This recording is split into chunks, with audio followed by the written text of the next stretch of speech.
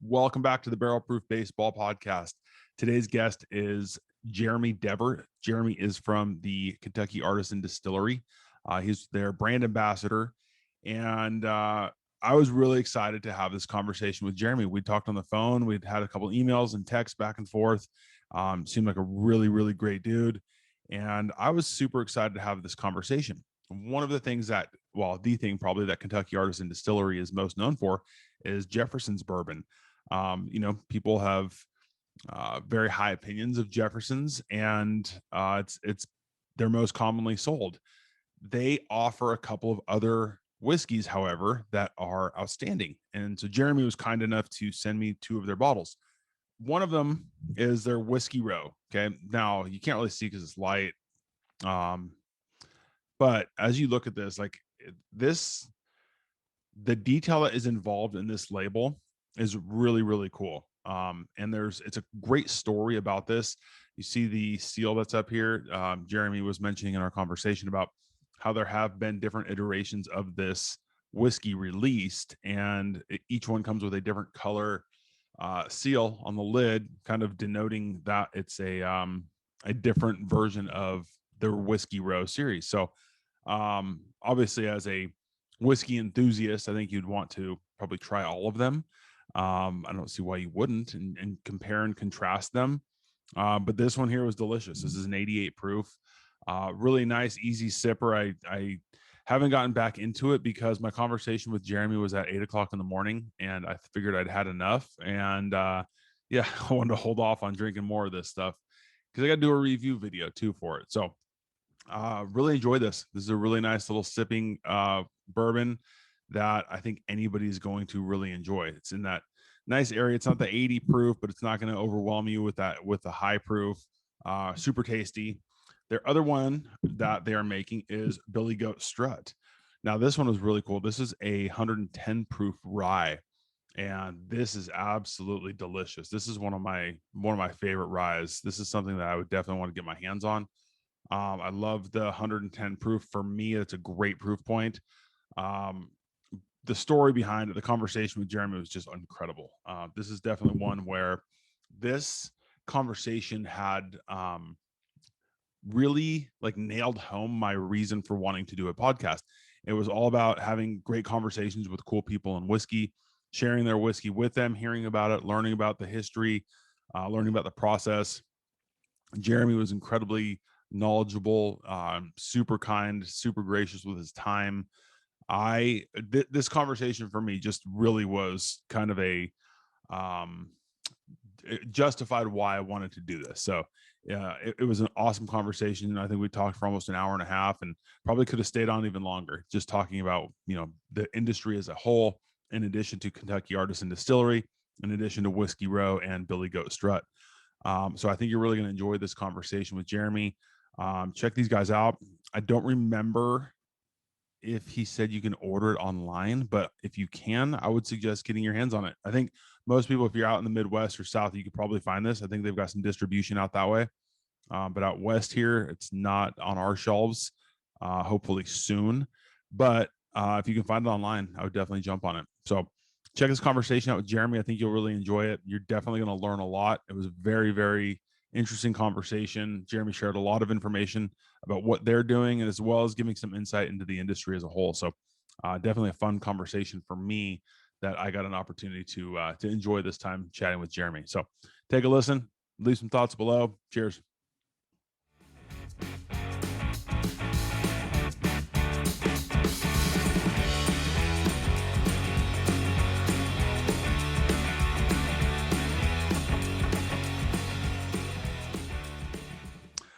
All right. Today I'm joined by Jeremy Dever.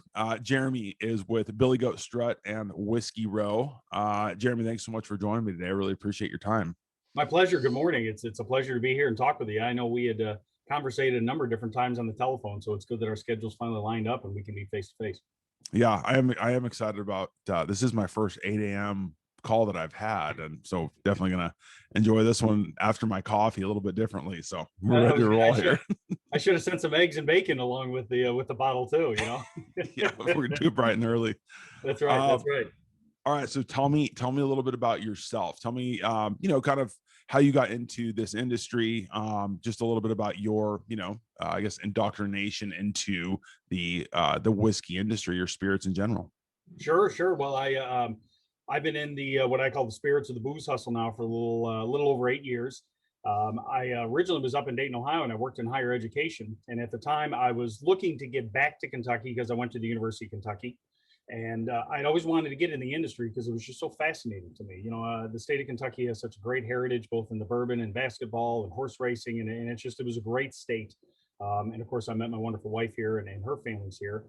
And at the time, I wanted to get into it, but I didn't really know how. At the time, if we're going back 8, 9 years ago, there was really no quote unquote degree. Recently, Jim Beam Institute has opened up a facility at the University of Kentucky, and Cal Poly introduced a fermentation and wine facility out there with their majors in a lot of the agricultural departments. So it was just kind of one of those things where I was hoping that I would get the opportunity. I knew coming in, even at the tender age of my late 20s, early 30s, that if I were to get into the business, I would have to roll barrels, I'd have to turn knobs, haul around 50-pound sacks, and really appreciate it. And at the time of me trying to get in, I met a gentleman by the name of Steve Thompson, who is the majority owner of Kentucky Artisan Distillery, as well as the majority owner of TSS Brands. And he was previously the president of the distilling company with Brown Forman. So he oversaw all the Jack Daniels distillation, all the projects and builds out there. And then his last project before he retired was Woodford Reserve. So I knew that if I was going to have an opportunity to really learn and be a sponge, it was definitely going to be around him, being in the business a little over 40 years. And he said, look, I'm retired now, but I really can't shake the itch of getting away from distilling. I love the business. I'm going to open up a distillery. Would you be interested? And I said, absolutely. I said, I'd love to, wherever I could be. And he said, well, look, he says, you don't know anything. I know plenty. I'm going to teach you what I can. If you're good, I'll keep you around and I'll pay you more. If you're not, you're out of here. And I said, fair enough. So from there, I worked with him and we started hiring some people. And we started off with a 125-gallon still and went into all the way up now, by the time I left, a column still. So we went from only about 130 barrels to about 3,200 barrels is what we're putting out a year now. And during that process, we built warehouses. We added more fermentation capacity, more distilling, and we also then negotiated a contract with Jefferson's Reserve. And Jefferson's, which was originally affiliated with Castle Brands, which has since sold to Pernod Ricard. And they were looking for a home. We wanted a well-recognized brand for two reasons. One is because, the business is brands. It's not necessarily distilleries.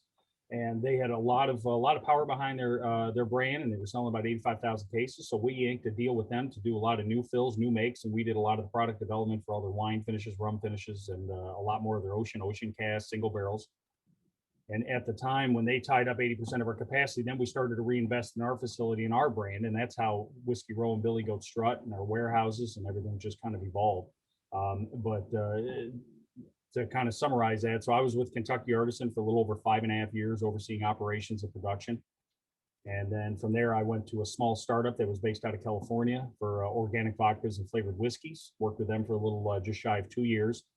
And then about 6 to 8 months ago, Steve called me and said, hey, look, this Whiskey Row thing is doing really well. I'd love for you to come back and be the brand manager for it. We're going to start working with Levesque, which is a wonderful company out of California. And as of last month, we actually are taking Whiskey Row. You have one of the three expressions, a shipping port. We're going into 30 new states, and now we're going to start going into international markets. So we went from about 5,000 cases a year throughput to now we're up to about 18,000 cases in the last two quarters. So Wow. it's been a trial by fire because, like I said, there was no majors, there's no degrees coming in. So you just hope that you can latch on to somebody, they can just show you. And then our motto at Kentucky Artisans, we'll figure it out.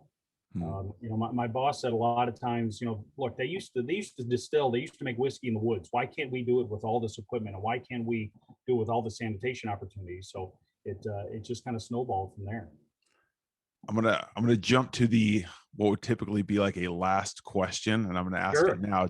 And I've got a couple based off of what you were saying. And I remember when we had our conversation on the phone a while back, I was like, man, I feel like this could go in so many different directions, and I don't want to veer off too far from the Whiskey Row and everything. But kind of in the spirit of like you getting into the whiskey industry, how do you think, as of right now, with the popularity of bourbon, especially like booming the way that it is, I feel like everybody, wants to be a part of like the industry in some fashion, whether it's, working with a brand, a distillery, something. It's for people who are like seriously interested in getting into the whiskey business. Mhm. Like, how do people go about that? Or what advice would you have? Because people, like, it sounds like a cool idea. And then until somebody Mhm. goes, well, I actually want to do it. Yeah. Yeah. I know I can offer two different advices. One is this is a very tight knit network.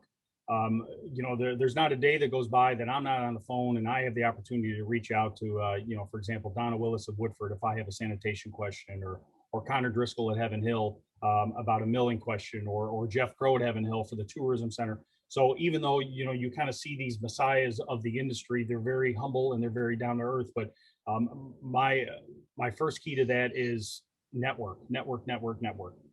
We're always out and about. We're always trying to get the brands in front of people. So, don't be afraid to shake hands, drop emails. Our industry is very privy to taking people out to lunch. We love to eat. And we also do a big thing called bottle swap. I always say, if you show up to another distillery without a bottle to swap, they're not going to invite you back. So network is the big thing, and not being afraid to approach these people. And then the other thing is don't say no. If somebody says, look, if you want to get into this industry, you're going to have to figure out how to roll a 500-pound barrel. You're going to have to figure out the differences between your yields of your mash and your yields of your grain distillation. So being willing to just say, even though that's technically not in your silo, if you can be privy to all that knowledge and you can bring it all together, then you can really appreciate the whole process along the way. It was fortunate, but it was unfortunate in my path that when I started off in the distillery for 2 years, I loved rolling barrels and milling and driving the tractor back and forth to the local farm to collect our grain. And then where my professional ambitions were to get more into the brand ambassading. So as we continue to pick up capacity and we continue to pick up customers, I transitioned into more of the office and the administrative. And it's very intimidating going from just hauling around bags to dealing with the TTB and the federal compliance and your distributors. But you go in there with a positive attitude and you just don't say no. You figure it out. And again, it goes back to, I don't know how to do this, but let me make a phone call. And chances are you can pick up that phone and somebody say, yep, I've done this, don't do this, but here's how you do it. Somebody's there to help out or point you in the right direction. Yeah, it's wonderful. It's absolutely wonderful. And we always look forward to, we have a couple different meetings throughout the year with the Kentucky Distillers Association, which is our governing state body. And you get all of us in a room and we just have a blast. I mean, we just have an absolute blast, so we know coming in that we're all in competition together, but we also know that one voice speaks a lot louder. And this is a very big business in the state of Kentucky. We're talking a couple $1 billion a year just in sales, not only in the tax revenue, but just in sales and tourism dollar and people coming in to tour the facility. So we have a big impact, and we know that if we work together, we can do a lot more than just working individually. Do you feel like it's worthwhile for people just in general, whether it's like from a standpoint of trying to get into an industry or just to understand and appreciate the whiskey more, to like do any of the educational type programs, whether it's, Stave and Thief, Moonshine U, or something like that, just for, knowledge and information and appreciation facts? Yeah, and a lot of the people that I've mentored and or talked with, especially that would want to get into the industry in the past, the people that I interview, I says, okay, so what can you tell me about this industry? Other than, you have an engineering degree, you're just coming out and you want to get in the industry. I'll ask the question, well, have you toured a lot of the facilities just as a tourist? And they say, no, I really haven't done that. And I say, okay, I recommend you do that. You got to be able to learn the story and what sets us apart, because at the end of the day, we kind of all make the same damn thing. But what makes us different than everybody else is our story and our history and how we come about. And then the other thing that, as I tell people, there's no education. So with the internet and with podcasts and with articles and magazines and YouTube and just picking the brains of people, and I even give a big promotion to a lot of the mixologists and the bartenders in the world, because they know what sells, they know what moves, they know how to interact with the customers, and they're our last line of defense for people to really taste our products. So there's no reason why when people show up to an interview or they want some mentorship and they want to better understand the industry, that they can't say, yep, I've watched several hours of videos on YouTube. I've talked to people that run podcasts. I own a collection. I'm very familiar with the brands. And why do you like the brands? I mean, what sets them apart? Do you like the labels? Do you like the SKUs? Do you like the bottle? Do you like their small batch as opposed to their general blend? So it's such a fascinating industry that, you know, people that want to get into it should just be a sponge. Yeah, it is. It's fascinating, and even when you brought up like brands versus distilleries, and I think that's something that gets overlooked a lot of times. Yeah. How like you were talking about before we started, like the rebranding of certain things, or just the Mhm. way that things are branded to catch people's eye, and it could be the exact same thing that you've had a million times, but the rebranding makes it that much better. Sure, sure. You know, and that's just it, because, you know, you're trying to get it in the hands of as many consumers, but you also have to understand that the consumers just don't like one thing. Mm. You know, it's kind of like that Henry Ford model. You can have any color you want as long as it's black with the Model T. Well, not everybody likes a black car. So what can you do for cherry, or, you know, wine finishes or rum finishes or different distillations, different price points? You know, when we entered the market working with our distributor a couple of years ago with this Whiskey Row product, we hit the market on the retail side at $52.99, and it was good. It was obtainable. It wasn't too expensive. And then we just didn't see the cases moving. And then from there, we said, okay, let's drop it to $49.99. So that $3 difference dropped it essentially $10 to the consumer's eye, going from 50 to 40, and sales increased dramatically. So it's even little things like that. You know, we had mentioned, you know, earlier 1792. You know, it was a couple of years ago. 1792 really wasn't moving a lot of volume. And then after Sazerac purchased them and came in and rebranded them and really worked with their bottle, if you look at the bottle, it changed a little bit. The proprietary mold altered. They went to more of a gold flake cover. They held it back a little bit, so they let it age a little bit. And then they even increased the price a little bit. And everybody just miraculously said, whoa, this is a whole new product. But at the end of the day, it was kind of the same product, you know? So Sure. yeah, you always have to examine what works with your product and what works with your expressions. Yeah, that's really interesting. I think that's a good point. The okay, so sorry, I want to get back to whiskey. Where I just had more. I was Yeah. more curious about just as an industry as a whole, because it is fascinating. But and you were talking about like the growth that you guys were experiencing, and it seems like it was rather quick. That, like you said, 30 states, and now it's going international. Yep. For you guys, like, what leads to that growth? Like, how does that happen, and how does that growth continue to happen? After like an initial, maybe it's a rise in popularity that happens quickly, Mhm. but how do you sustain that? You know, that's a tricky thing. You know, other than the experiences that we have with people in our industry, this is kind of uncharted territory for us. So I know Pinot Ricard, working with them, which owns Jefferson's, we've been leaning on them for a lot of advice, because obviously they move, you know, Jefferson's is going to move 125,000 cases this year, with all their expressions. So we're looking to them because, again, this is new uncharted territory. The biggest hurdle that we have with a new brand and starting off as a new brand is getting distribution. You know, I've often said the world doesn't need another bourbon. The world doesn't need another vodka. The world doesn't need another rum. So what sets you apart? And in particular, what distributors are going to say, okay, I'm going to hustle your product. I'm going to work with you. And then from there, as things start to pick up, then you look at your overall, you know, your liquid analysis, especially laying down either new makes or sourcing barrels, depending on what your situation is. You can say, okay, here are my projections over the next couple of years.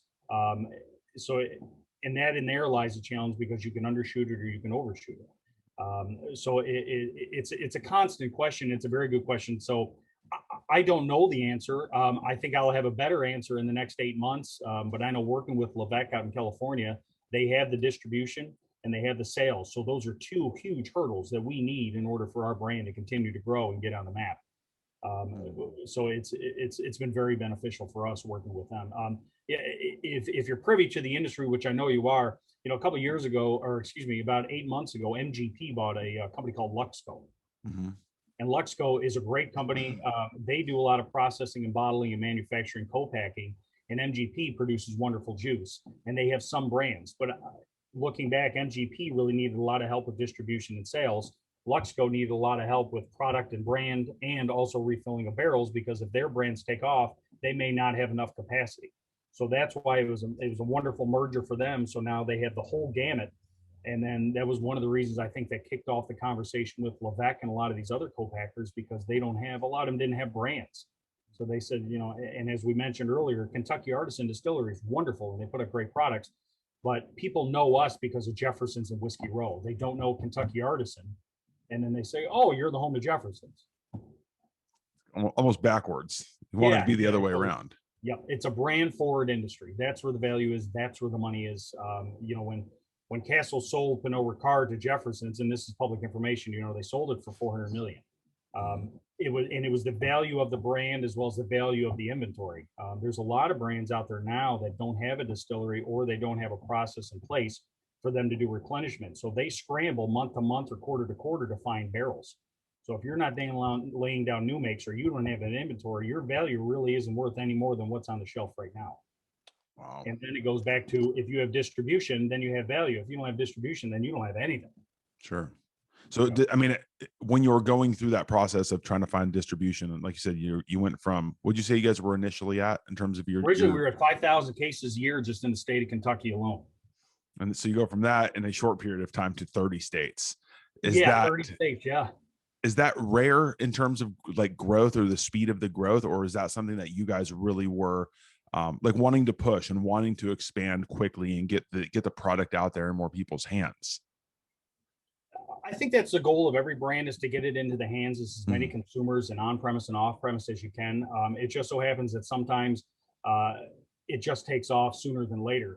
It was unfortunate, but it was also fortunate. A lot of the business is based on leverage.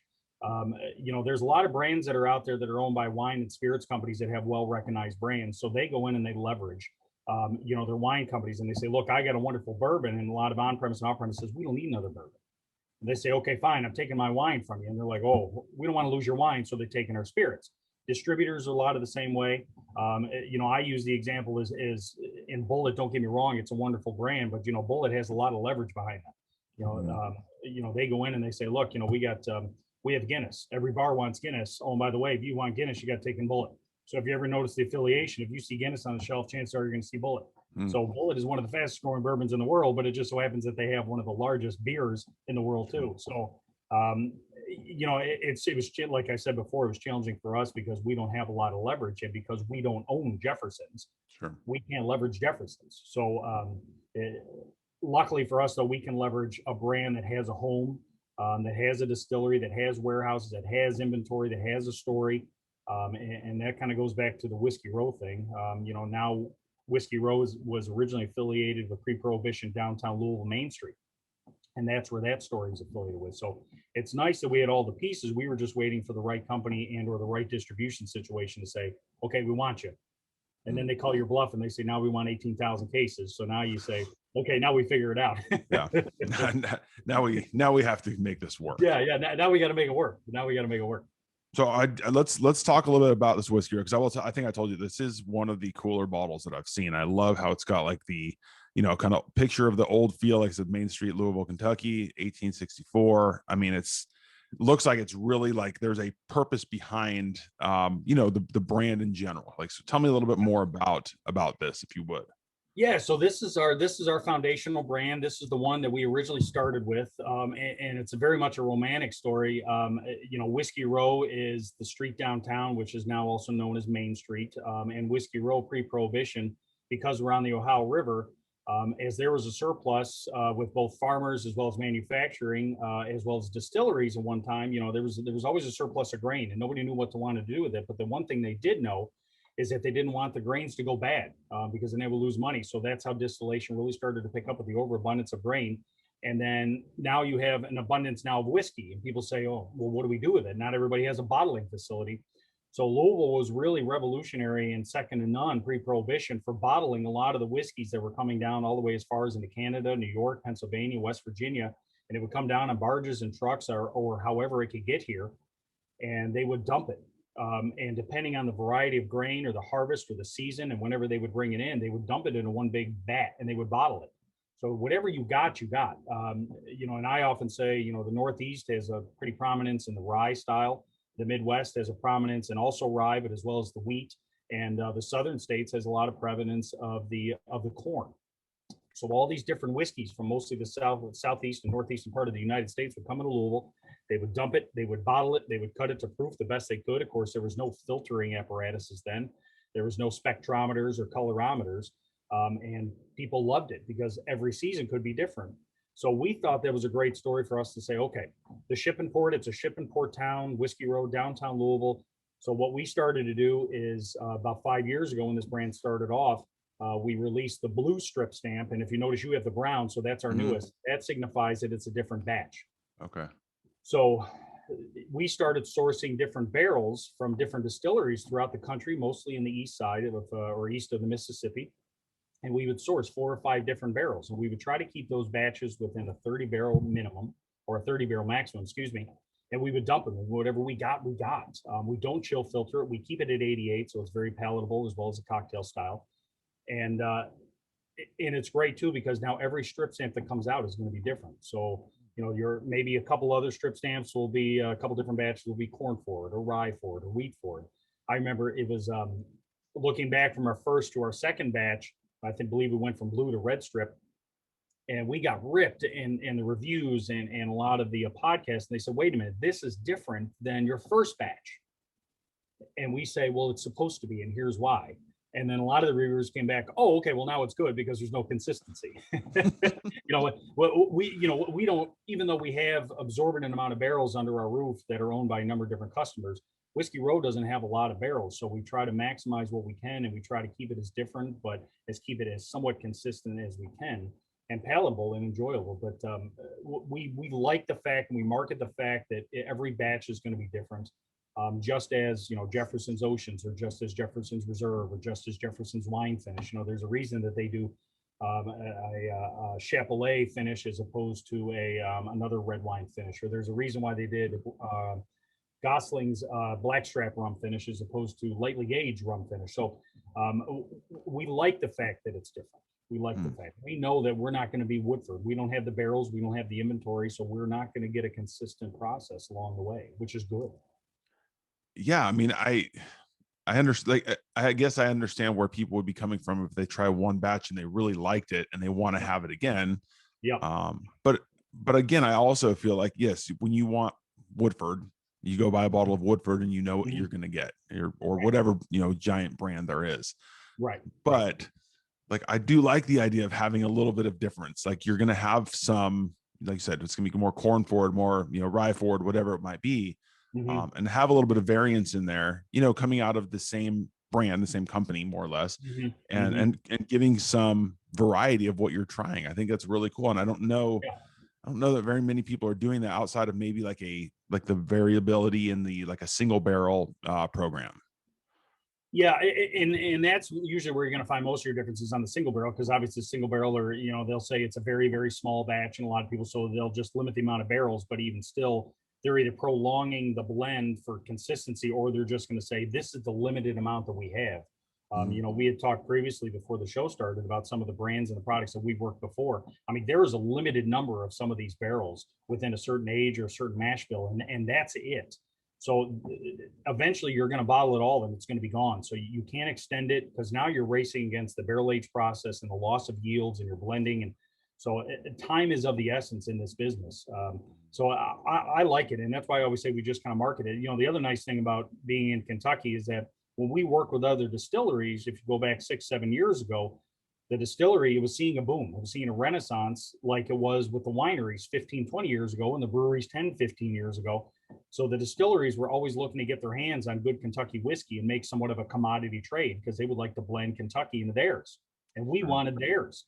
So it worked out really well, because, you know, we didn't have a lot of money to buy barrels. So we said, I'll tell you what, if you have a 2-year-old, let's say you have a 2-year-old West Virginia, how about we trade you 2 barrels of new make for Kentucky? And they're like, we love Kentucky. Absolutely. So we would just do a barrel swap. And that's how a lot of this brand just kind of really materialized. It wasn't a lot of money. It was just a lot of agreements and gentleman agreements and barrel swaps. And we do a transfer of bond and we make it happen. Wow. A lot of times we wouldn't even know what we were getting from the distilleries. We get our little vials of samples and we say, yeah, we like it. But, you know, until you get a barrel, you know, you expect to get a 4-year-old yield with 40 proof gallons, but sometimes you may only get 20. Sure. You know? So you're making, so this is a blend of a lot of different barrels then. Correct. And in that mix is also our juice as well. So it's Kentucky Artisan juice in there as well. So you're throwing your stuff in there and mixing it with other people's, and kind of in that process, is that a you know, do you go through and have each one to where you know what you're making, what you guys have? Correct. Is that where then you go in and you're going, okay, well, this could use a little bit more of this or that, like that barrel consists of, you know, X mash bill, and that would be really beneficial when we add a little bit more of that one versus, a different barrel? Like, what is that process like to finally come up with a flavor profile that you guys like? Sure, sure. So we always use our foundational blend in this, or our foundational barrels in the shipping port is always Kentucky Artisan Distillery Whiskey Row barrels, which is always a 4 grain. It'll always be a 4 grain. So it'll always have, we're going to have the corn, the rye, the wheat, and the malted barley. And then from there, when we start sourcing barrels, depending on, like I said, either harvest or aging or just their manufacturing process, they may say, look, we only put about 60% corn in here. We have 20% rye, and we may go heavy on the malted barley. So now you're going to have a little bit more of that malty, that Scotch style flavor. We'll say, okay, well, we don't know if we want to do that with this blend, so we're maybe only going to take about 5% of that batch, and we're going to maybe take 15% of that batch. And before you know it, now we have 100% batch of a flavor profile that we like. And then we go back and we say, okay, because we do it on such a small scale, we're doing the milliliters when we're doing our tastes and our blends. Now we go back and we say, okay, how many barrels do we have at access for us to dump? Because now we have that maximum, we have that minimum that we have to do when we go to bottle. So it's a constant evolving process. And that's why I always say, we have great guys at our distillery. We work with Jade Peterson, who's our master distiller, and Steve Thompson. And then we also loop in a lot of our employees too, to say, hey, look, is this good? Is it, because last thing we want to do is put out a product that either our employees don't stand by, and a lot of our tourist guests don't stand by. It's pretty funny too, because if we're just so happen to blend a product for Whiskey Row and there's a tour going on, we'll take it right out there and we'll let the tour guides try it. And it's a new product that they never even had. And we say, what do you like? What don't you like? And we just get so much great feedback, and we say, okay, this is our winner. Let's go with it. Nice. Yeah. And okay, well, first of all, have you put out, or would you put out in a more, probably I would imagine, based off of the size or just the yield that you'd have, anything just specifically from you guys, just specifically from Whiskey Row, not blended with other barrels? Yes. So we actually, as of January, we're starting to work with Levesque, our customer, but we just finally released our own bottle and bond. Oh, okay. Which we love. It's fantastic. It's a 5.5-year-old. It's a black label. And we're just starting to do more bottlings of that, because we want to essentially stockpile a lot of our inventory, because we know when we hit the market, other than what's in Kentucky, we know it's going to go well. So yes, to answer your question, we have. And one of the other products that you don't have is this green one, which is actually going to hit the Kentucky market as well as nationally within the next 3 months. And that was specifically blended for our customer out in Levesque, for us to hit it. So that's going to be more corn forward, and it's also going to have a lower price point. So what we're trying to do is we're trying to find as wide audience as we can, a wide of a bourbon lover audience as we can, and as well as we want to be privy to all the bourbon lovers, to not just say, look, you can get a good quality bourbon from us at $24.99, but you can also get a really good bourbon from us around $68.99, which is our bottle of pot. So we're trying to lay that blanket to say, we want to appease everybody as much as we can. But I also find myself gravitating back to the shipping port, just because it's such a unique story. It's in the middle of the road priced. And we also can say, look, we gave a lot of love to the West Virginia distilleries, or the Tennessee distilleries, or the Ohio, or the Pennsylvanias. And that kind of goes back to, we're working together as all as one voice. Do you, like for each batch, like I noticed that this was batch 6, do you make it known like where some of the other barrels are coming from that you're blending with, or is that just because of the change? Is that something that you don't make publicly, not publicly known, but like put on the barrel or on the bottle for people to see? So yes, depending on what we're doing, either on premise or off premise. I know we always talk highly of it, especially at our tour when they come in to see the facility, because a lot of people really want to understand the story and how it evolved. And then there are some distilleries that just don't want to be promoted, because they have such a niche with their clientele or their state. And they want to do it as just a cash acquisition to to get some cash flow coming in, and we respect that. But yeah, some distilleries are like, absolutely, we want to be affiliated with a great bourbon out of Kentucky. And then there's some that are just like, no, we appreciate it, but no, we're good. Yeah, we're all set. Take it and enjoy it, and hopefully people like it. Yes, and everybody wins. Yeah, because as this starts to pick up, we also have to be privy. Now we're getting in uncharted territories, that as this start picking up in the new states, now of course, we'll always go back to our distilleries that we source barrels from, but they may not have the capacity to meet up our demand. So now we either have to say, okay, do we go somewhere else? And now we go from 4 or 5 distillery blend to maybe 7 or 8 different distillery blend, just to meet the volume minimum that we have. So now you're going to get an entirely different batch. One of the things that we're playing around with now is California whiskeys, Mm. which is great because of the California whiskeys have higher yields. And in particular, in the summertime, when a lot of the aging happens, in California, as you know, it's hot in the day, but it's cold at night. Mm-hmm. So their yields are much better than it is in Kentucky, because when it's hot during the day here, it's hot, just as hot at night. So now we're starting to dabble in different yields, and we're starting to say, okay, our 4-year-old bourbon is pretty consistent, or at least comparable to a 5-year-old California bourbon. 1, because of yields, 2, because of color, and 3, because of taste. Does the, for one, like California, for example, does the lack of humidity overall in California, like comparatively with, Kentucky or some of the other states south or east that have the humidity, does that humidity factor play in at all? And I agree with you 100%. Like with the days that are hot, like it's still going to cool down at night. Right. So it almost feels like the aging process might happen quicker in terms of having, like, rather, months at a time where it's always hot and then months where it's always cold. You're Sure. getting a little bit more hot and cold, more consistently, Yeah. or more daily. Yeah, because it's also tricky, especially when we manufacture our barrels. The barrels that we lay down in June, that means that they're going to get another summer coming off of a 4-year barrel than the ones that we make in November. Mm. So now we know that those yields are going to be different. And and even looking back at at the California perspective, it's great to see their barrels, because also too, you really don't get, California doesn't get really cold. Mm-hmm. It gets chilly. But in Kentucky, for example, we had a week here where we had nothing but ice, so it was below freezing for solid 5 days. And a lot of people aren't too privy that when you go into a warehouse, just because you're out of the wind, most people think, well, it's going to be a little bit warmer in here, but in essence, it's actually colder than it is outside, because that whiskey are like ice cubes. I mean, it's freezing in a warehouse, and it's hotter than hell in the summer in the warehouse. So, so you're dealing with a lot of that. And then when we're also doing a lot of our blend, even the barrels that we just pull out of Whiskey Row, so you even have a microcosm of barrels of the whole inventory of Whiskey Row, we're going to say, okay, look, we need 2 from up top and we need 2 from the bottom. And a lot of the bigger guys also too, the reason they get a lot of consistencies, they'll do stereotypical, what they say, the X model. So, they'll start from the top, work their way to the left. They'll start from the top, they'll work their way to the right. And then that's how they get a lot of the, yields are more consistent. Your flavor profiles are more consistent. Because then the other thing is, you also got to look at your sides of the barrels of where they are. Are they on the east wall, or are they on the west wall? Is the sun rising on them, or is it setting on them? So it's really become a science for us, especially working with the Jefferson's model, because they are such a big brand and they really want that consistency. So we say, okay, we may have to pull 5 barrels out of there, but we got to pull 30 over here. Mm. And Whiskey Row, we may have to pull 2 over there, 2 up there, 2 down here, and only 1 over there.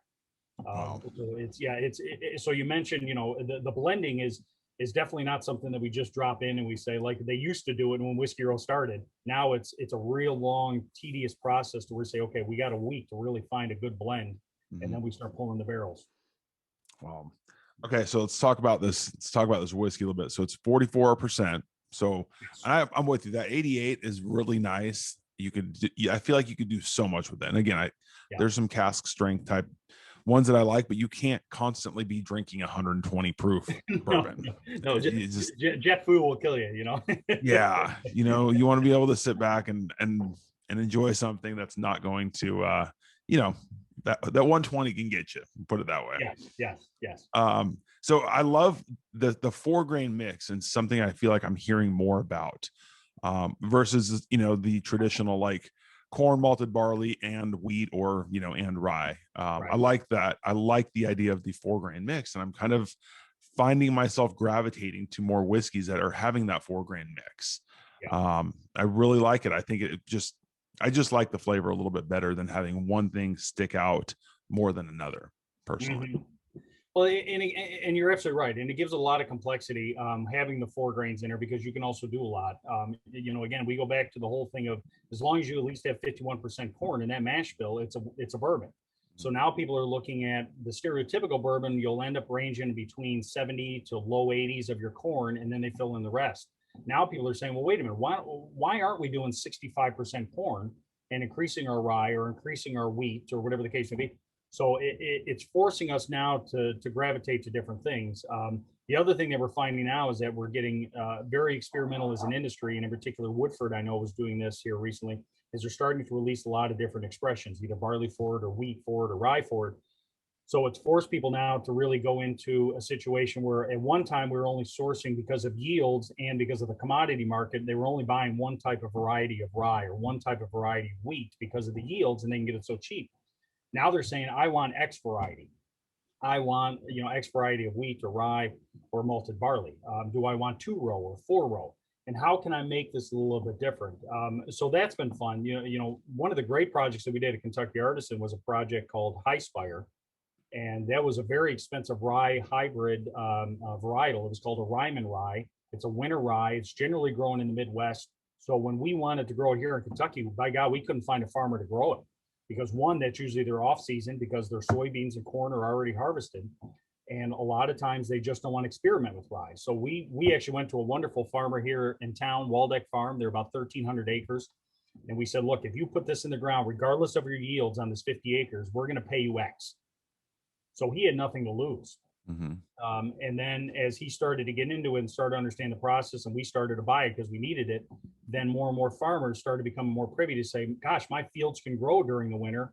And now I have more profit coming out of the winter when harvest before I either harvest my corn or plant my soybeans. So it really opened up a lot of farmers to be privy to a number of different grains. So it's kind of, for you guys, for what you're laying down, I mean, it's pretty much helping people locally. It sounds like it's a lot of it coming from, are most of them coming from a local farming community, what you guys are making? What we do, absolutely. So we're located in Oldham County. We only work with Oldham County farmers the best we can. Again, it all depends on what size fields they have and what they're willing to grow for us. Again, kind of the cash cow for a lot of them is the soybeans and corn, and they watch the commodity markets. But yes, our corn, our rye, and our wheat is either grown at Waldeck Farm or it's sourced from other local farmers in Oldham County. Unfortunately, the only thing, and all the distilleries in Kentucky have to deal with this, unless they have their own malting house, which I'm not aware of, they have to source their malted barley, which is usually coming out of the Wisconsin, the Midwest area, even as far as Canada. There's been talk in town or in the state for us to do a malting house, but then now all of a sudden you have all these distilleries saying, I want that. And so now, poof, your inventory is gone because now everybody wants that story. So I think it'll eventually come around. But for the time being, the only thing that we're sourcing thus far is the malted barley. Wow. Yeah, I like that. I mean, I like that you're keeping local people, keeping things local. I mean, I really think that when you start to hear from people that are, making an impact, I think overall with the community, you're creating jobs for other people. You're, keeping local farmers involved, and that now they're invested in the product. And I think that's really cool. I like that side of the story. Yeah, and I'm just fortunate to have the title of brand ambassador. But I can tell you that the mixologists and the bartenders and the waiters and the waitresses and the farmers and our tour guides and our distillery guys, our warehouse guys, I mean, those are the true ambassadors. And if you can get them on your side and they like your product and they work with your product and they essentially have skin in the game, I mean, there's no greater thrill for us to be affiliated with people that are proud to work with a product and a distillery like ours, because again, they are our marketing. Sure. Yeah, they're getting into the consumer's hand and watching them enjoy it. So that part's pretty cool. I bet. Yes, absolutely. Talk about some tasting notes with the whiskey row before we head over to the Billy Goat. Yeah. So what you're going to taste in this whiskey row is, of course, 5 different distilleries. I believe it has, and I can even tell you on this particular one, you're in batch number 6. And if you look on the right, you'll also notice the barrel number. What is the barrel number on that? Barrel 69. Okay, so we have barrel 69. So the way that we determine what barrel is we usually look at a yield on a barrel. So if we're going through 69 times 40 proof gallon yield, there was 2,760 proof gallons in that batch. So if you work backwards, so that's kind of how the barrel works. Okay. And as I mentioned before, we try to keep it 30, but with the demand constantly going up, there's going to hit a point too where we got to say, okay, we're shutting it down at 100. Or we're shutting it down at 75, or we're going to revert back and say, you know what, we're going to do a multitude of different batches, different strip stamps, and we're going to max it out at 30. But in this particular one, on the taste value, you're going to see a lot more rye. I can tell you that a lot of the barrels that came in were from the Northeast, which was the rye is more prominent than it is here. And then a lot of the barrels, like I say, that we went into the 4 grain is going to be forward. So you're going to find now that when you take all these barrels, if your rye is your minimum grain after the corn, you're going to have that rye come forward. So this particular one is going to be the rye. You have a little bit of the wheat impact on it. I often say though too, because of the blend that's in it, it's always going to be at least a minimum of 4 years. But I can tell you that some of the barrels that are in here are at least 6 years. So you're going to now also have a lot of that wood or that oaky flavor, which generally people gravitate to, especially if they're Scotch fans or they like that older style whiskey. And then even going back, what we mentioned, 88 proof from a processing standpoint, this is a non-chilled filter product, which for people in the industry is kind of risky unless you're staying in the 90s, because you can run the risk of flock, or you can run the risk of a lot of what we call snot in the industry, where you lose a lot of your flavors because they all coagulate. But these have obviously very settled, and based on the clarity that you have in the bottle, you're going to get as much of an impact of the flavor ability of it. I personally don't taste a lot of corn in this one, even though I know there obviously is corn in it. But I mostly pick up a lot of the woods, the scotches, the Scotch kind of flavors. And then I don't get much of the vanilla, but actually I had it last night with a couple bourbon balls, probably far too many. And I get a lot of the chocolate on it too. And to me, this is the first batch that I would actually deem a dessert bourbon for me. I don't know why, but I got brown sugar. Okay, good. Yeah. And what's funny is, and I don't know because I've gotten into ryes more lately, and I just think my initial few times having ryes, I just wasn't into them. Yeah. But I liked high rye bourbons. Yeah. But I think once it was just that rye became kind of overpowering, I just wasn't a fan. And then I started to like them a little bit more. But I don't know if it's the 4-grain mix that's going on, but I always feel like every bourbon I have that is that 4-grain, like the wheat seems to mellow out the rye, like the spice from it, but it brings out more flavor from the rye. If that makes sense. Like it seems like it dulls the spice, but it brings out the flavor. So yeah, and we were talking earlier, especially with this higher proof stuff, the last thing we want to do, if we can control the proof, which we obviously do to an 88, we don't want to burn you with the rye. People automatically affiliate rye with that burning or that tingle sensation. And one of the things that we emphasize too, other than being a good mild rye sipping whiskey, we also say, look, if you are a cocktail fan, this is a great whiskey to do it. And we emphasize a lot of the citrus style. I love a Whiskey Row whiskey sour. Love it. Absolutely love it. It has the good lemon consistency. It has sugar in it. And then also one of my other favorite drinks is, a splash of ginger ale with a dab of lemon. So now you have your acidity to it. So it cuts a little of that rye out, and it really brings the other flavors forward. But no, I absolutely agree. I absolutely agree. We didn't want to kill you with the rye. How many, I don't know if you mentioned this, you were talking about the label. How many different versions have come out of this so far? So that is number 6. That's batch number 6. That's all we've done. Yep, that's all we've done thus far. We've had blue, green, red, orange. Oh, and I want to say we haven't done yellow. We haven't done purple. There's one other color. It's not coming to me, but that is number 6. And of course, other than the first one being blue, that was the most popular because it was the first batch. People gobbled that up. We've actually talked now about doing a multi-pack, and then we have some barrels, because the other brilliant thing is because we're not only in the bourbon business, we're also in the storytelling business. We have purposely held back barrels or blended juice from our first batch of every single batch forward. So now we're talking about, okay, what do we do with this unique style of blends? Do we dump it all in and kind of create like a dovetail or a miscellaneous blend, which has become very popular with a lot of the consumers right now? Or do we say we do a select release of each individual batch? And we go back to kind of that old school where we say, okay, this is the blue batch, this is the red batch, this is the orange batch. Here's a 3-pack series, or here's a 375. Now you can buy them both, and now you can compare. Because by the time a lot of these batches have cycled through and you buy it, and by the time you're hooked, you want to go back and you say, I want to see what else they have. It's gone. Yeah. It's gone. What's your favorite personal one so far? Obviously the blue one is pretty nostalgic. I like the orange one. I liked it for 2 reasons. One is because if you look at the front of the label, you notice that the bottom of the label where the 750 and underneath the cityscape is orange. So that was a very uniform style package, and that's why I have my orange in front of me. So orange I'm very privy to, and then of course the blue, because it was obviously the first one. And we've talked about doing different color skews to match the strip stamp, but we just were hooked to the orange, and we just kind of liked it because it just gives enough of a pop out. An interesting story on the label, if you look to the right of the label, right by the street light, you'll see a little sign and it says Steve's Good Time Emporium. So our brand owner he was adamant about getting on the label, and by God, he did. So that's he put his name on the label. I mean, it's genius, you know. Why It's not? genius, Why absolutely. wouldn't you want your name on there? Yeah, and most people don't notice it. I mean, they look at the label and they say, "Wow, it's pretty nostalgic with the horses and the carriages and the gas powered lanterns." And if you notice too, Whiskey Row is also known for the facade on the buildings, which a lot of it still remains in downtown Louisville. And they've actually ripped out the buildings, but they kept the facade of the walls up, and that was called Iron Quarters. So most of those buildings are still standing today. So the Whiskey Row, Louisville's done a beautiful job to kind of keep that tradition of not only the bourbon affiliation, but also the downtown pre-prohibition style era, where so many now distilleries and bars and wonderful restaurants have really commandeered downtown, and it's made it a great place to visit.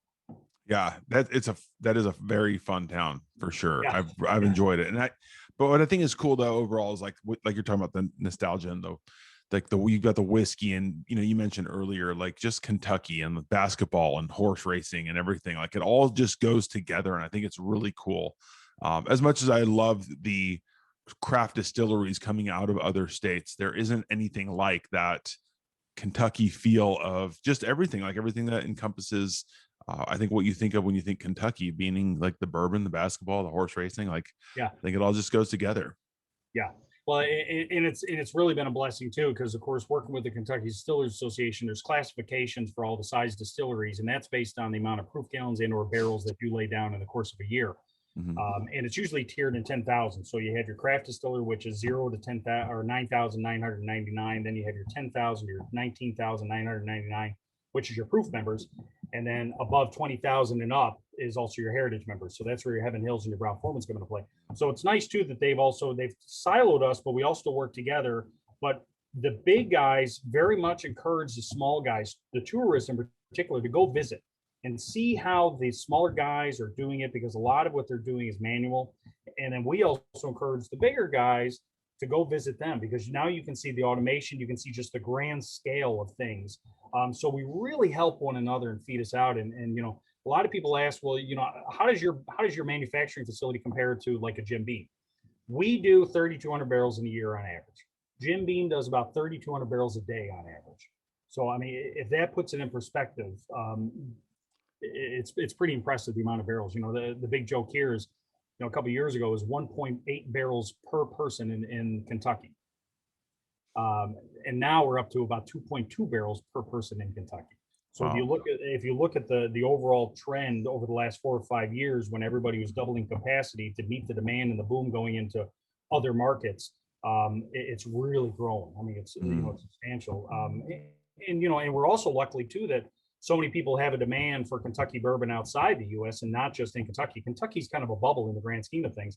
But a lot of the European countries, one of the biggest consumers besides Asia right now is India. And they say, well, India, with their religion and the culture that they have, they really don't consume a lot of whiskey. And it's like, well, yeah, but you got to remember, they have 1 billion people there.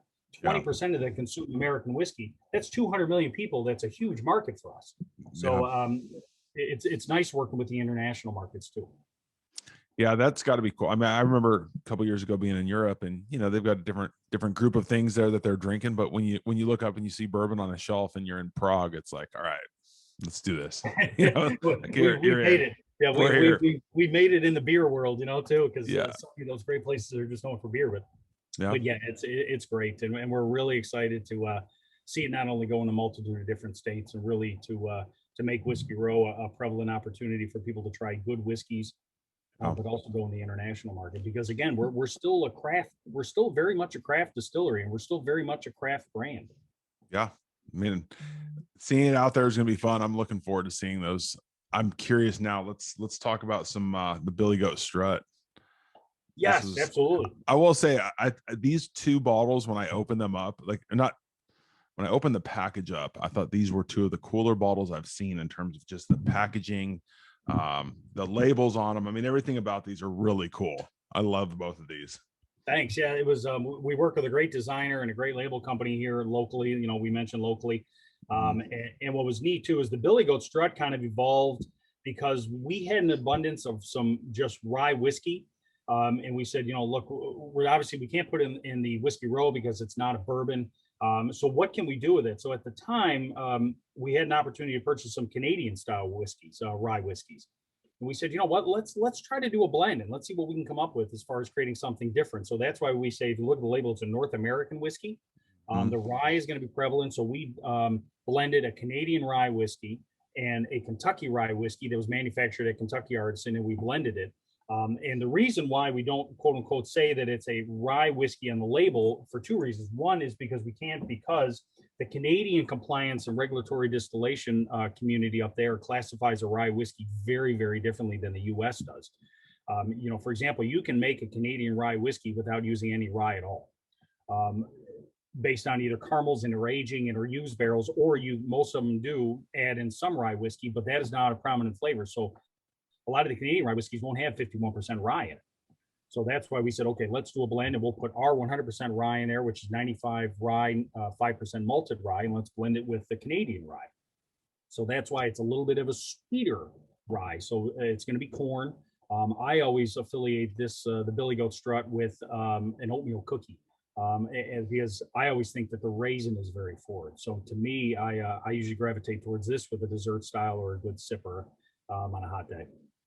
It's funny because when you said North American whiskey, I wouldn't have thought twice about it. Yes, I just wouldn't have. I wouldn't have thought twice. Like, why does that not say, rye whiskey or anything? I wouldn't have thought twice about that. Well, and what's really neat too is that when I call in accounts and we do product launches or going to new markets and we bring this out and they say, oh, that's interesting, because we emphasize the rye. And I said, well, why doesn't it say rye? And then you explain the story and they say, oh, okay, I get it. And a lot of people are really happy to see that there's another alternative style whiskey out there. It's not a bourbon. It's not a rye. It's not a wheat whiskey, so it's nice for them to say, oh, it's a North American whiskey. So people can really start affiliating their own flavor profiles based on what they're getting out of this, because now we essentially have two countries with quality products that we're blending and bottling at Kentucky Artisan. And people can really paint their own story behind it. Yeah, that raisin is definitely there. Yeah, that's really is. Yeah. It's a lot of dried fruit. I know. Yeah. We've worked with some other writers here in town, and in particular, one Michael Veach is a great friend of ours, and, and he immediately said that too. He says, "Man, that's a lot of dried fruit." And I says, "It's good, isn't it?" And of course, we were sipping around the holidays, so you have that and a piece of fruitcake, and you're pretty much in heaven. Maybe not the fruitcake, but but the whiskey definitely. Yeah, and it just sits on your tongue nicely too. That's really good. Yeah. We do one of the cocktails with it too, because we mentioned earlier about the rye. So if we're doing a pre-batch cocktail at our distillery, or for example, we're working with Third Turn Brewery down the road, and they do Whiskey Wednesdays where they do live music, and other than their beer, they feature our whiskeys. And we do it with either a cranberry with a splash of lemon and a ginger ale, or we do it with a splash of lime in it. So again, it's at acidity now that'll cut it a little bit back, and even now introduce you a lot more flavor into it. Interesting. I need to start adding some citrus to some of my whiskeys. I'm not good about that. Yeah, you always should have limes and lemons in your drawer, because I know, of course, now we're entering mojito season, so limes are always prevalent in my drawer. Yeah. It's funny though, like I don't know why, and I should probably be better about it, but like I have something and I have it neat and I enjoy it like that, and so I only drink it that way. Versus, sometimes I feel like you should probably add a little bit of water, or like you said, add some citrus, or something else, just so you can enjoy it differently. Yes. I just have a habit of when I try it and I like it, it's like I'm just going to stick with that. Sure. And I should probably branch out a little bit more and be able to experience it in some different ways. It's tough because a lot of the brands and a lot of the expressions that are out of the market, not just ours, but bourbon in general, a lot of people drink it because their grandfather or father drank it, and they have a whole time altering it because it works. So I'm not going to change if it works. So now you're starting to get into a lot more of the experimentation, and I can even tell you, at one time a couple of years ago, we worked with Wes Hazel, who was one of Brown Forman's wonderful blenders, and he was involved with a lot of the early times and Old Forester blending, and of course Woodford, and he worked with Lincoln Henderson. So we're going back 20, 25, 30 years ago. And when we would do blends with him, it was fascinating to hear him, but we would do blends at 40 proof. That's the only way we ever did blends. That's the only way we ever drank it when we would sit down to do it. So I always tell people, look, if 88 isn't your cup of tea, add some more water to it and try it, and then slowly escalate or de-escalate the amount of water you're trying, because every time you adjust that proof, you will get an entirely different style of whiskey.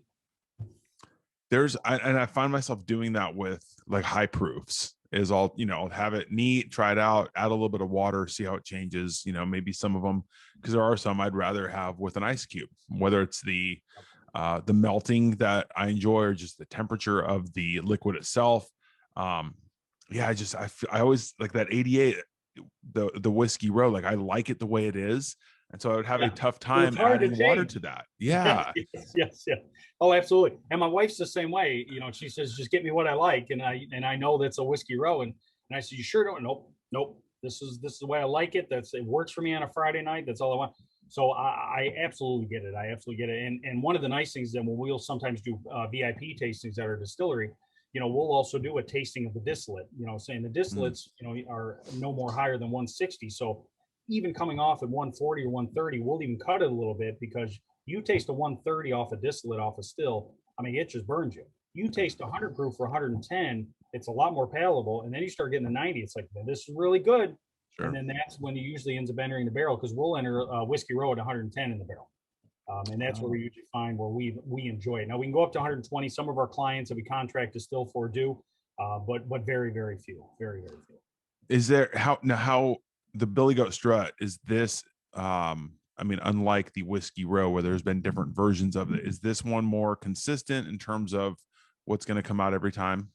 Correct. So that is more consistent. The only change that we've done with the Whiskey Row, and correct me if I'm wrong, did I send you the 375 or the 750? The 750 of the Whiskey Row, the 375 of the Billy Goat Strut. Okay, so beautiful. So that is the difference of the Billy Goat Strut. The 375, if you notice, is actually it's 110 proof.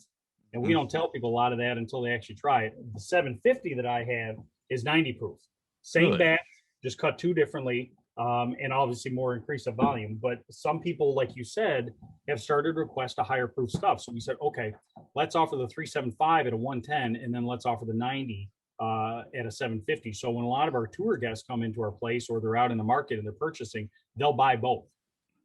Because not everybody has a a DMA or an Anton Par in their fridge. So one cube can alter it to 2 cubes. So they really don't know what proof they are. But obviously you're going to get the consistent proof out of this. So they'll start off with a 90, and then they'll go to the 110. Because if you go to the 110 and the 90, it's going to alter that 90 considerably.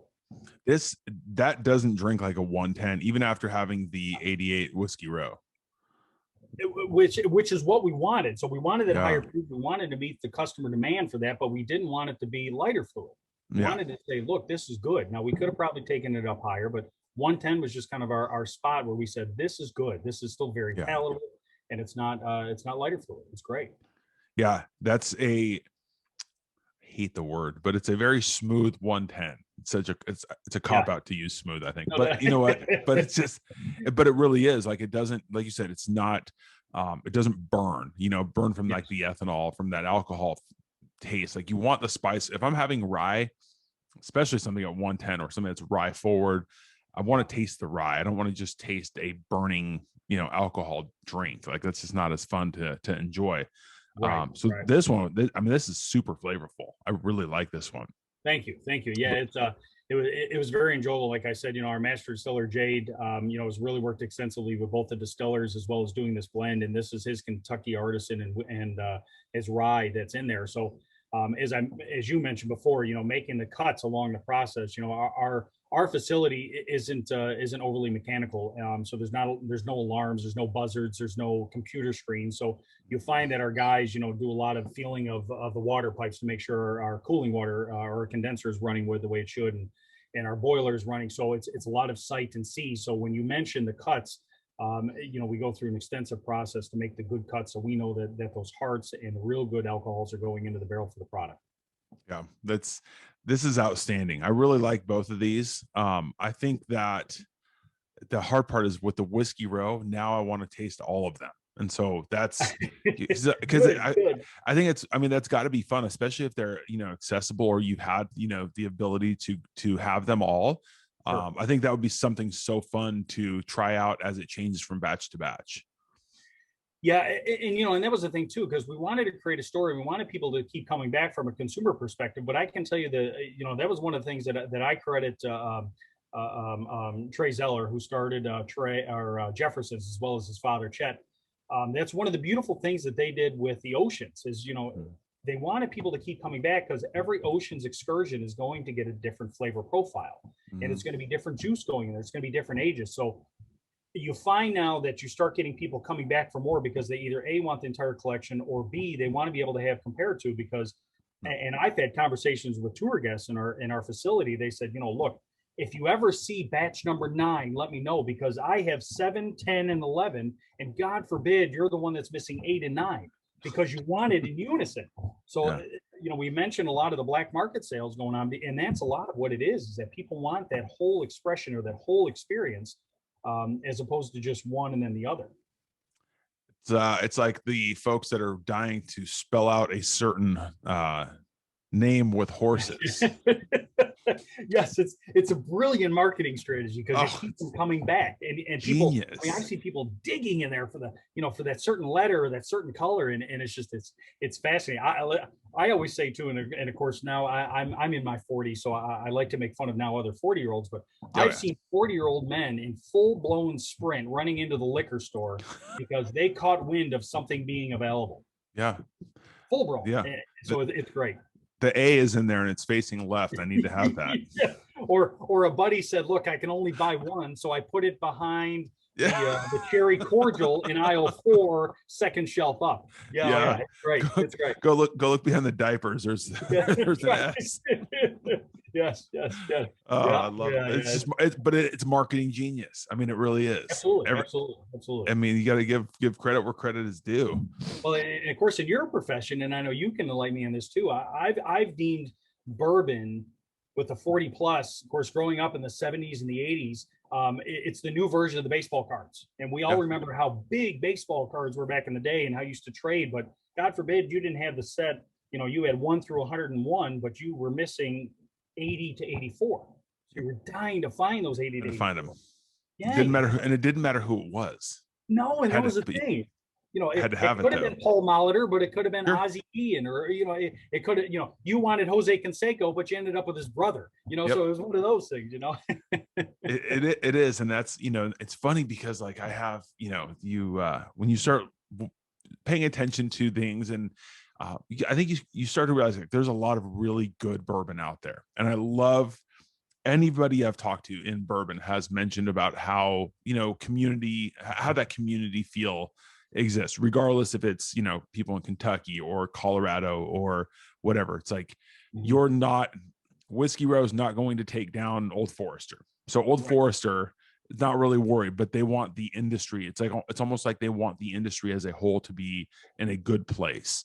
And so I think that part of it is so cool, how you have that sense of community where everybody's trying to help each other out, just make the products as good as they can, make the industry as good and as healthy as it can, just as a whole, whether it's the people that are involved, the process, the distribution, the sales, like all that stuff. It seems like it's just everybody wants it to go well. And I think that part's awesome.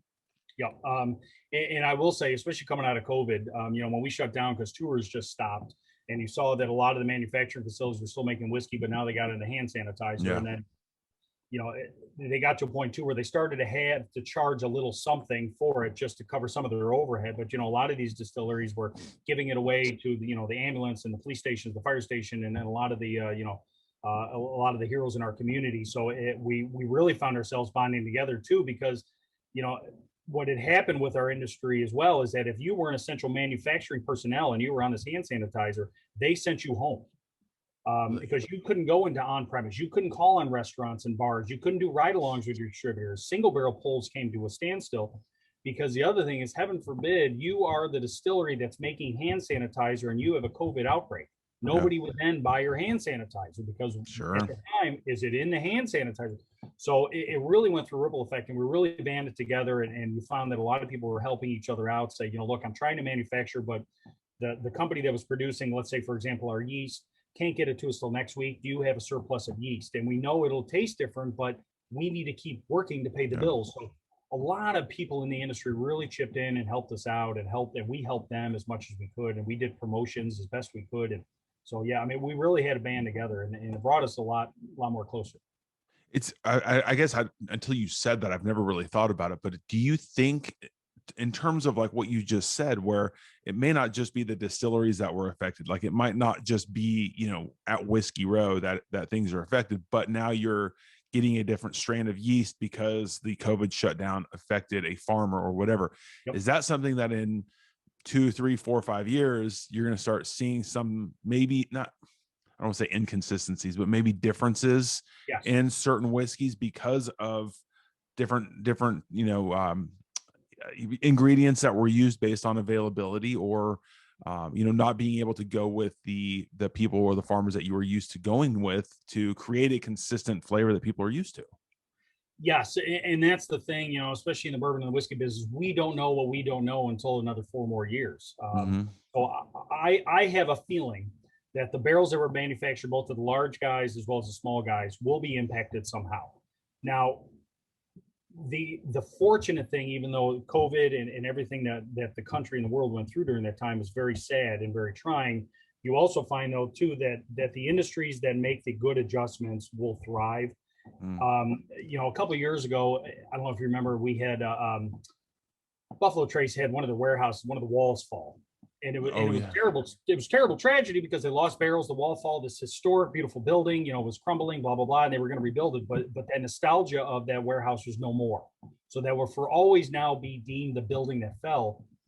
But on the other side of that, though, they dumped that. That was E.H. Taylor juice. It got more sun because there was no wall protecting from the sun and the heat.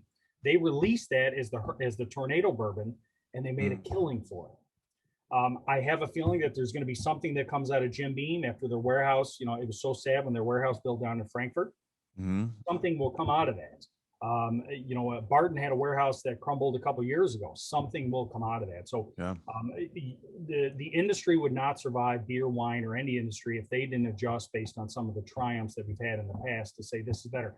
The other thing that I'll say too about COVID, and in particular in our industry, but just as a global, it forced people to do things that they normally wouldn't do, or forced them out of their comfort zone. Mm-hmm. Which in a lot of ways, as we know, is especially as you get older, you get so comfortable in the way you do things. And in the distilling process, we've been doing it for over hundreds of years. And all of a sudden now we had something that hit us. It was the first pandemic of our generation, and said, okay, what are we doing wrong? What can we do to be better? What can we do to either invest in our infrastructure? What can we do to make it better? So it forced the people. And again, like I said, at the end of the day, something positive will come out of this, in either as an individual, a distillery, or as an industry as a whole. Yeah, I mean, like you said, you've had some events occur that would at the time seem catastrophic, really, like in terms of walls collapsing and stuff. And then somebody said, well, wait a second, we can use this at this point. It's over. We've moved past it, and in 10 years, is there going to be a batch coming out in 2030 that is the, COVID release or something, along those, obviously more gently titled, but like something along those lines that is a, in remembrance of 2020, or and it's going to be able to be taken advantage of, and hopefully work out more positively for the people that were affected by it, especially. Sure. Well, and that's one of the nice things about our industry too, is that we realize that we're in a very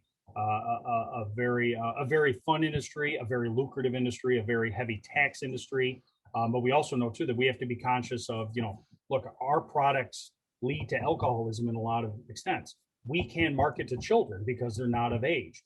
So we also find that we have to give back in a number of different balances. And one of the ways that, if we look at it, once we get out of the next 6 months and shots start to become more prevalent and masks start coming off and people start getting back to quote unquote the norm, that we may be able to look back and say, okay, we made this during 2020. It's 4 years old now. Damn, it's really good. So now what can we do? Can we make a donation to a nonprofit? Can we give back to the hospitals? Can we give back to the fire departments? Can we give back to the police department? So now all of a sudden you're drawing a marketing campaign. It works for us. It works for them. It has a story, and then you continue on. And then at the same time, though, let's just say some distilleries had made phenomenal juice during 2020 for whatever reason. That 2020 year has now come and gone. Hmm. And there's only a certain amount of barrels. So now it's like, do you look at it? Do you hold some back? Do you release it all? What do Yeah. you do with it? So that's why we're always asking the question how we can evolve as a brand, as a distillery, and as an industry. Well, and also, how about the? I mean, again, you're talking about what happened in 2020, as opposed to like the farming that was going on that was shut down. You know, is that something that there could be a shortage of because maybe some of the farming was shut down or that was affected, and somewhere in that production line that you know, there was less goods going. I mean, like I know, you know, like look at lumber right now, you know, the price Yes. of lumber in general, like is that going to happen with whether it's wheat or corn or rye or something like that, where the prices are going to fluctuate? Like, are we going to see some sort of a spike in pricing because you know, it was hit with the farming industry? I mean, again, things I don't think I've really ever thought about with how it could affect just the industry as a whole, and not right now, maybe in a couple of years. Yeah, and I can even tell you from a compliance standpoint, working with the federal government, if you go back 4 years ago, they offered within a bill, they offered an initiatives because there were so many distilleries open up. They offered an initiative where the federal excise tax per proof gallon went from $13.50 to $2.70. Mm. And the thought behind the federal government is that you would reinvest in your infrastructure from the difference of the 270 to 1350 based on overall proof gallons that went out the door as a finished case good. That's happened. People hired more, we built more, we infrastructure more, we put new stills in, we became more efficient, we went more green, all these other things. Well, that was supposed to run out December 31st of 2020. So now what had happened was everybody then started to overproduce and over manufacture of finished case goods so they could get that incentive. Then the government came back and said, hey, look, this was a really good thing considering the year that we just had. Now we're going to up it now until further notice. So now that has allowed us now to reinvest in our infrastructure. But, I can even go back to 4 or 5 years ago when all the large guys and the distilleries really started coming online and everybody doubled capacity to keep up with the demand of bourbon. There was a shortage of barrels then, new barrels for us to fill. So we were scrapping for barrels. Now all those barrels are 4 and 5 years, they're getting dumped. Now there's an abundance of used barrels. Mm-hmm. Now we're seeing an abundance of used barrels, and now we're saying, what the hell do we do with ourselves? Because again, we want to be sustainable. But 4 or 5 years ago, when everybody's buying barrels, oak was going up considerably. Now oak is slowly catching up with the price. The price is going down, but now we have an overabundance of used barrels. So now there's even talk of saying, how can we work some type of a whiskey bourbon using a used barrel? Because if you make a whiskey bourbon, you can only use a new barrel. Yeah. So we're talking about that. We're talking about farmers. I can tell you that one of the biggest problems that we're having now from the infrastructure problem is the mash. If we go back 3 or 4 years ago, the meat per pound on the open market, meat was very good. Farmers got into it and they were taking as much mash as we could produce. Now the price dropped out of the bottom on meat. Now there's less farmers. Now there's more mash than there are farmers. Now the distilleries are paying to get rid of the mash. 4 or 5 years ago, we couldn't give it away, or we gave it away. Farmers took it. Now we have to pay the farmers to get rid of it. So it's a constant evolution of things. Of just because it's good now doesn't mean it'll be good later. Because again, we live and die 4 or 5 years at a time. Yeah. I've never, I mean, that's another point you brought up. Like I wouldn't even thought about that. That wouldn't have even crossed my mind in terms of like the mash and where it goes. And that's crazy. I mean, the trickle down effect is just, it's nuts. And it's crazy how one thing can affect the entire line. Sure. Oh yeah. Oh, absolutely. And if we don't have corn, we're not making whiskey. If we don't have whiskey, we're not making mash. If the mash isn't being picked up, we're not paying for the mash, and the cows don't get fed, and then farmers aren't fed. So yeah, I mean, we're all involved with this whole, and they actually deem distilling as an agricultural product because of the product that comes in and the product that goes out, and then the product that's consumed. Sure. Yeah, it makes perfect sense. Yeah. Yeah. All right. I don't want to take up your entire day. So tell me right now in person, tours, everything going right now? Tours, everything is going on right now. I can tell you our distillery in particular, we're still on the reservation situation, but as of tomorrow, the state of Kentucky opens up 100%. Oh, wow. So that may change tomorrow. We're going to try to slowly ease into it as opposed to just opening up the floodgates. Most of the distilleries are still on reserve situations. But Kentucky is coming back. Restaurants are open and they're going to be at 100% capacity tomorrow. I have a feeling this weekend will be like Derby, where it'll be people will be going nuts. So we're excited about that. But yes, we're open for tours. I encourage everybody to come in, see the facility, shake the hands of the distillers, They're not behind glass walls. You can talk to the bottling line. You can talk to Nice. everybody. So it's a very engaging atmosphere, and of course, we make wonderful whiskey products. What is your distribution like right now? I know you said it's, you know, it's expanding. We're getting to 30 states. Where's distribution? Well, I guess it'd be easier. Where is it not distributed? And what's online sales like? So there are two answers to that. Distribution is working its way from California, working with our customer out in Lebec, because they have distribution in all 50 states, as well as going into quote unquote the non-states into Puerto Rico and a lot of the Virgin Islands. So they are handling distribution for us. The 30 states are predominantly non-control states, even though they are going into some like Mississippi and Alabama. They're of course going into the Big Five. They're going into New York. They're going into Texas. They're going into Illinois. They're going into Vegas, California, Florida. So the Big Five or the Big Six are being covered. Some inland states, mostly in the Northeast, are being. The Midwest, we really don't get much traction, even though we like to get in there because there's not a lot of whiskey opportunities for variety there. So we like to penetrate that market and let people know that, hey, this whiskey is good. Come and get it. And then from the direct-to-consumer standpoint, Kentucky just went into the direct-to-consumer full-fledged. Now, there is an asterisk with that being affiliated because right now we can only ship to reciprocating states that we have governmental agreements with. It's up to 13 now. It's growing every day or at least every month. And then, so we're working with that. And I would suspect in the next 3 months, Sam Tabor, our marketing director at the distillery, and Liz Ratliff, our tour center manager, is working on that.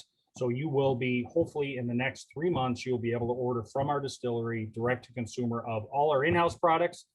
And hopefully, fingers crossed, we're working with Pernod Ricard that we can start shipping Jeffersons from our facility as well. I know Arizona is on that list of reciprocating states, so that definitely makes me happy. Yes, for myself, you know, if that's selfishly, I'm very happy about that. I know I can go on to online and find some stuff. You know, and it was good. And this goes back years ago, but you know, there was kind of that stronghold where both states, especially in Kentucky, some states wanted to bring in our stuff, or our state wanted to ship in our bourbon, and some states said no, we don't want it, and then they said, well, we're not going to take in your stuff. So California is kind of an oddity, meaning that they have carte blanche to send wherever they want. So that's why you find a lot of brands are leaving Kentucky to go to California, because then they can ship it from California out. So we're hoping that we don't have to do that anymore. And that's the plan. Yeah, that makes sense. Yeah. Social media, where's a good place for people to find you? So we are on Instagram, social media, Whiskey Row Bourbon, as well as Billy Goat Strut Whiskey. We are both on there. And then, of course, we also have the Facebook through KentuckyArtisanDistillery.com. And that's our website. And then, of course, Kentucky Artisan Distillery through Facebook. We're starting. We were never really much presence on social media, only because we weren't really moving that case. So we were kind of in that bubble of Kentucky. But now that we're working with Lebec, we're starting to emphasize more on the marketing components and doing a lot more fun things. And I'm starting to hire what I call younger people, because they know more about this than I do. So it's nice now that I'm starting to group in some younger people. They're like, oh, here's what you need to do. And okay, all right, I get it now. Yeah, it's I funny. Can't keep up anymore. You know, No. I still remember when MySpace was the best thing ever, and now it's like, oh, that's old news. Yeah, even Facebook now. You bring up Facebook, people are like, really, you're on Facebook? Hey, you're on Facebook. Are you enjoying the pictures of your grandkids? I'm like, yeah. Nice. I think once I hit 40, it was like, man, I think, I should probably get off of there. But then I find it's only people in our age bracket that are still on there. So. Oh yeah, and they're all kind of doing the same thing. They're having kids, taking trips, and all that other stuff. And so it's a good communication. But yeah, it wasn't what it once was as far as a marketing component or a brand or a service or a product as it is, as it is now. But I think what's really cool though is like, especially for us, like in Arizona, we've got, limited availability here, and we can, there's a couple of smaller liquor stores where you can find some good bottles, but there's a lot of stuff we're not going to be able to find on our shelves out here. So I think that has been a huge help with social media, because you can go on and, find people that are in Kentucky or in, Tennessee, who are either in the whiskey industry or have a big following of people in the whiskey industry. And you start looking around, you go, man, there's a lot of whiskey out there. Like there's a lot of people to have conversations with. And that social media side has definitely helped for me, because I'm learning about brands and people that I would have never even known had existed. So like, it's been a huge help Right. to be able to have that availability right in front of you. But there is so much of it out there that it can be a little overwhelming. Yeah, but I will say, to like as you mentioned, to your credit, being able to interact with bloggers and influencers and podcasts and all, it's allowed the smaller guys to really have a presence in the marketing, because again, I don't have as much marketing dollars as Wood for Reserve. So the Sure. smaller guys, and I don't have as much as a distribution footprint. So the smaller Mhm. guys are really enjoying working with the other guys, and I often say too that it's I think it's kind of raised the eyebrows of the bigger guys, and they're like, "Whoa, these smaller guys are really being creative." Yeah, definitely. We may have to look at them, and you're starting to see now that a lot of the larger companies are kicking the tires of some of the smaller brands and smaller distilleries, much like what Budweiser did. Buying a lot of the smaller beer brands. They're too Mhm. big to make a small brand, so if we can't beat them, we're buying them. So you're Yeah. starting to see now that trend as well. Yeah, it's interesting. It's definitely fun to follow along and watch, and just see how this kind of like this evolution happens with the craft distilleries, and they're popping up, and then they become more popular, and you start seeing more and more people get interested in them, and they try them and they realize it's really good whiskey, and you can branch out from, again, no offense to any of the bigger companies, but there's a lot of really good whiskey out there that's not made by Heaven Hill or Buffalo Trace. Like Yeah, there's a lot of really good stuff out there. exactly. And I think Exactly. that social media side helps a lot for people to go, hey, what is this? Like, great packaging. It's catchy to the eye. Like, it's got a historic look to it. And then you start to learn about the brand itself, and understand like that, Whiskey Row is doing something that's really cool and different than, what other people are doing. Mhm. And then you try it and you like it. And it's like, okay, like, let's keep going back to this. I dig this stuff. This is great. So I think it's really Yeah, cool. you're absolutely right. And a lot of the smaller guys also, we know the bigger guys are there, but we also, support a lot of the smaller guys, and people don't know that there's a very good distillery in Buffalo, New York, called Hartman, and there's Black Button in Rochester, and there's Staley Distillery in Dayton, Ohio, and they're all making wonderful products, and they're doing Yeah. social media out the wazoo. And so it's nice to see them really getting their share of love and endorsing their products. Yeah, I've noticed that a lot, especially with Colorado distilleries. There's a lot of really good whiskey coming out of Colorado right now, and Yeah, yeah, it's yeah. just it's really cool to see how they're working together. And I've had a couple people from Colorado distilleries on, and they're going, "Look, we Mhm. are not going to beat the Kentucky distillery guys, like, Oh no. no matter what." Right, right, And so it's like, we're going to make good whiskey. We're going to get it in people's hands, and if you like it, drink it, order it again. right, And if not, like, if you really want to have something because it's from Kentucky, and by all means do it. But right. as much as there's a competitiveness, it's like, it's just everybody's trying to just make good whiskey. And I think that part of this industry is really cool. Yes, you're absolutely right. And everybody's trying to find their own niche, their own, scalability as far as, getting into the market. But yeah, you're absolutely right. Colorado knows that they won't be Kentucky, but I'll Mhm. also say Kentucky knows that they won't be Colorado beer. Even though Yeah. we produce good beer here with micro distillers, but we'll never be the size of Coors, or we'll No. never be the size. So we appreciate that, and we're like, okay, everybody's good here. You do that really well, and we do this really well, and Yeah. we work together when we need be. Yeah. No, I'm with you there. I think it makes it all that much better. So Yes, yes, it does. Yes, it does. awesome. Jeremy, thanks so much for joining me. I appreciate it. Thanks for sending these bottles out to me and let me try these out with you. I really appreciate it, and definitely appreciate your time. My pleasure. Pleasure having you, and thank you to all the audience for chiming in. I look forward to hearing the feedback. Definitely. I'll make sure I'll let you know how it goes. Yes, please. All right. Thanks, Jeremy. Thank you.